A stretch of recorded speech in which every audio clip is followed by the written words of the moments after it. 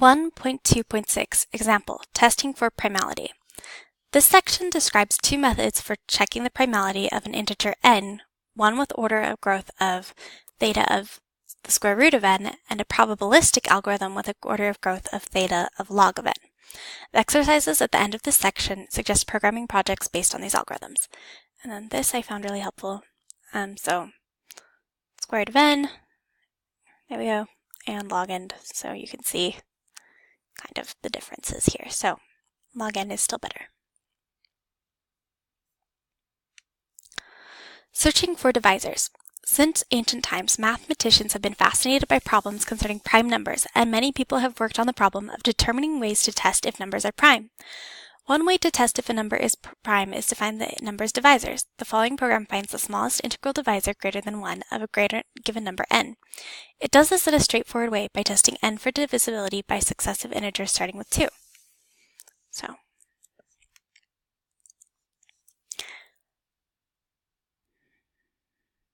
Okay. Define the procedure smallest divisor that takes input n to be find divisor, the procedure find divisor that takes input n and 2.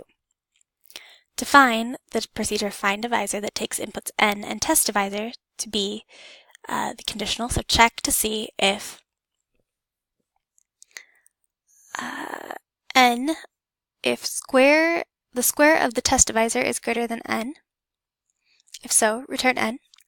Check to see if divides and test divisor and n is true. If so, return test divisor.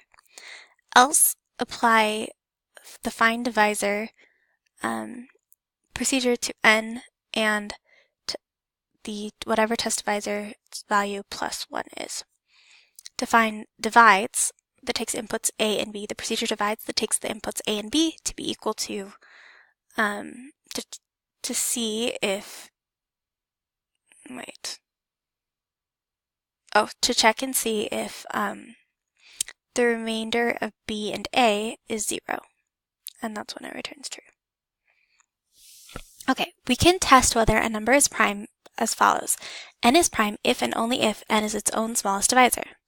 So define prime to be prime of n to be equal to n, and see if the smallest divisor of n is also n. So if it's its own smallest divisor, then it's n. So let's put that in.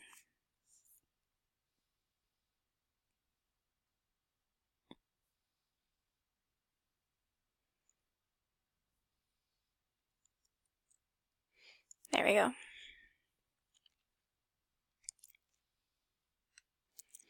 The n test for find divisor is based on the fact that if n is not prime, it must have a divisor less than or equal to the square root of n. This means that the algorithm need only test divisors between 1 and the square root of n.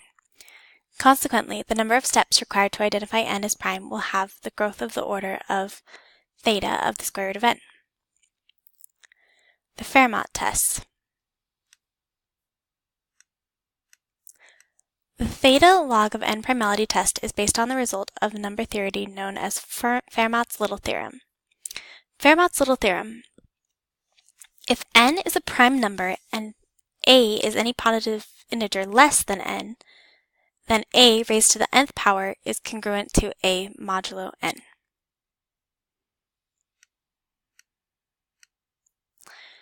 Two numbers are said to be congruent modulo n if they have the same remainder when divided by n. The number of an a when divided by n is also referred to as the remainder of a modulo n, or simply a modulo n. If n is not prime, then, in general, most of the numbers a less than n will not satisfy the above relation. This leads to the following algorithm for testing primality. Given a number n, pick a random number a less than n and commute the remainder a of n modulo n. If the result is not equal to a, then n is certainly not prime. If it is a, then the chances are good that n is prime. Now, Pick another random number a and test it with the same method. If it also satisfies the equation, then we can be even more confident that n is prime. By trying more and more values of a, we can increase our confidence in the result. This algorithm is known as the Fairmont Test. To implement the Fairmont Test, we need a procedure that computes the exponential of a number modulo of another number. So,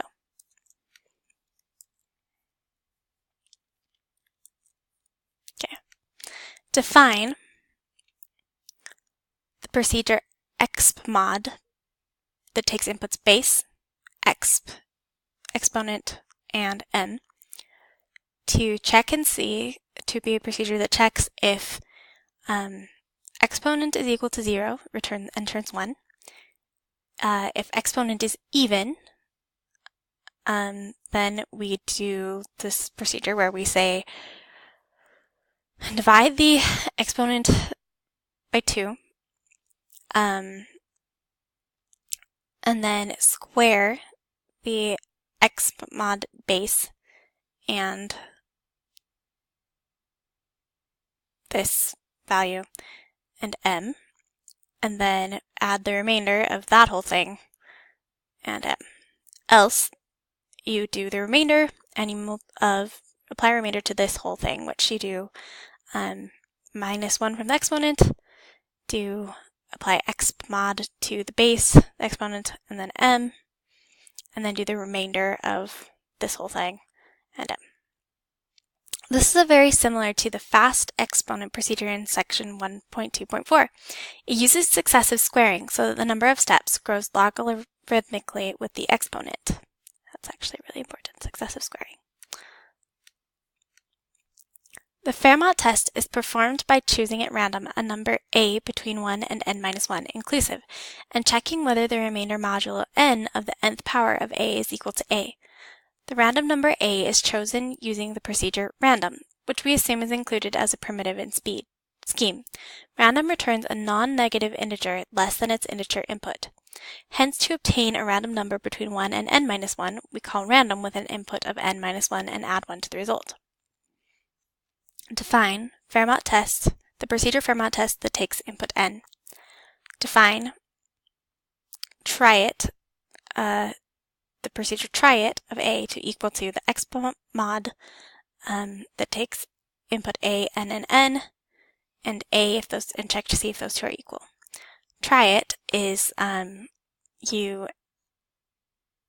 add 1 and the random do random to n minus 1. So apply the random procedure to n minus 1, add 1 to it, try it, and there you have it. The following procedure runs the test of a given number of times, as specified by a parameter. Its value is true if the test succeeds every time and false otherwise. So define fast prime, the procedure fast prime that takes the inputs n and times. Check to see if times is equal to 0, then return true.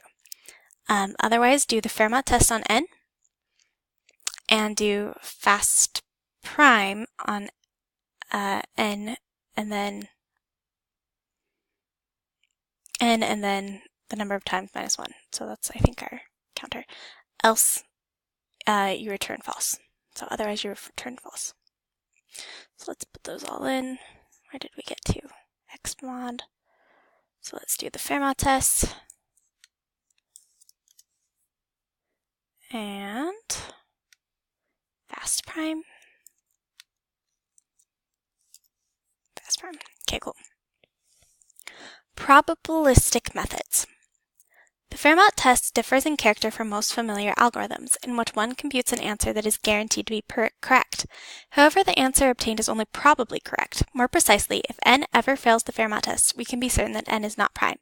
But the fact that n passes the test, while an extremely strong indication, is still not a guarantee that n is prime. What we would like to say is that for any number n, if we perform the test enough times to find that n always passes the test, then the probability error in our primality test can be made as small as we like. Unfortunately, this assertion is not quite correct. There do exist numbers that fool the Fairmont test, numbers n that are not prime and yet have a property that a of n is congruent to a modulo n for all integers a less than n. Such numbers are extremely rare, so the Fairmont test is quite reliable in practice. There are variations of the Fairmont test that cannot be fooled. In these tests, as with the Fairmont method, one tests the primality of an integer n by choosing a random integer a less than n and checking some condition that depends upon n and a. See exercise 1.28 for an example of such a test. On the other hand, in contrast to the Fairmont test, one can prove that, for any n, the condition does not hold for most of the integers a less than n unless n is prime.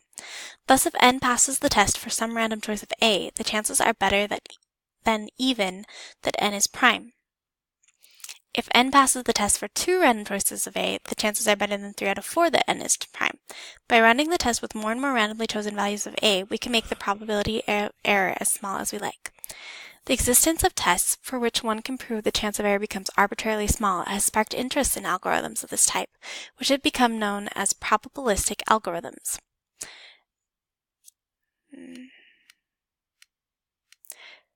There is a great deal of interest of research activity in this area, and probabilistic algorithms have been fruitfully applied to many fields.